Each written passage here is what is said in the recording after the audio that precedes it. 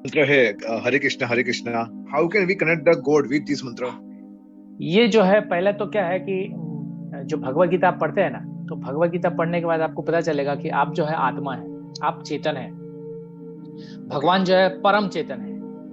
तो हमारा भी वही, हम भी भगवान के अंश है। तो क्योंकि अभी जो है हमारी अवस्था कैसा है, जैसे कि जब बारिश आती है तो क्या होता है कि आसमान ढक जाता है और हमें जो सूर्य का प्रकाश नहीं दिखाई देता है, तो हमें ऐसा लगता है कि सूर्य नहीं है। तो इसी तरह से अभी ऐसा वातावरण है।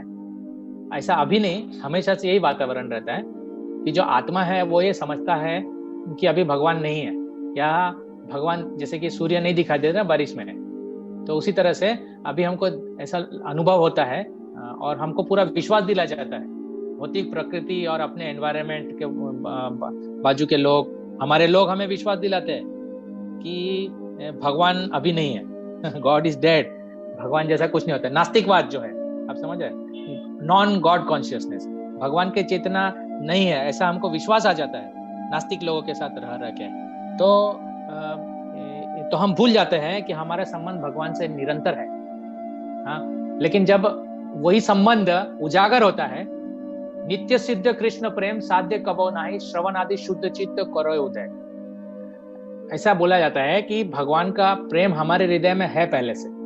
लेकिन जैसे श्रवण और कीर्तन करते हैं नित्य, तो हमारा भगवान के प्रति प्रेम जागृत हो जाता है। इसीलिए जब हम भगवान का नाम लेना शुरू लेते हैं, तो ये स्वाभाविक है कि हमारा भगवान का प्रेम जागृत होगा ही।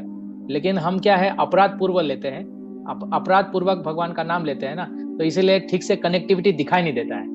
परंतु भगवान हमारा जो है, जो भगवान का पुकार है, हम जो पुकारते हैं हरे कृष्ण महामंत्र है, वो एक बच्चे के रुदन के समान है, बच्चे के पुकार के समान है। तो जैसे बच्चा पुकारता है तो माँ सुनती है, उसी तरह से भगवान हमारे परम माता पिता है, परम पिता है हमारे, तो वो सुनते हैं हमारा।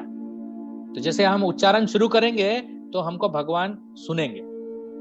शास्त्र में बताया है आनंदमय अभ्यासात, आनंदमय अभ्यासात मतलब भगवान जो है परम आनंद के स्रोत है। इसलिए जब हम उनका नाम लेते हैं तो हमें भी आनंद का अनुभूति है, क्योंकि हम तो उनके अंश ही है। अंश होने के कारण हम भी वही है। गुणात्मक रूप से जैसे सोने का खान, गोल्ड माइन और गोल्ड, गुणात्मक रूप से दोनों ही सोना है। सोने के खान में सोना मिलेगा, टन्स ऑफ सोना, और आपका जो अंगूठी है, आपका नेकलेस है, वो कुछ मिलीग्राम का होगा, ग्राम का होगा।